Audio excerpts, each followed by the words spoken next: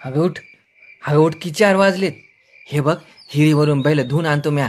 तोपर्यंत तू ना अंगणात शेणाचा सडा टाक आणि रांगोळी काढून ठेव.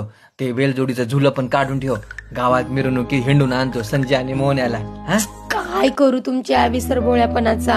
विसरलात का? 2 महिन्यापूर्वीच बैलजोडी विकून नवीन ट्रॅक्टर घेतलात की. अरे देवा, विसरलोच म्या. म्हणू लागले 4 दिवस थांबा, यंदाचा सण तरी होऊ द्या. ऐकलं नाही माझं. आता सणासुदीला फिरवा मारुतीच्या पाराला नवीन ट्रॅक्टर, घाला त्याला आंघोळ आणि चारा पुरणपोळीचा नैवेद्य. खरंच चुकलो म्या.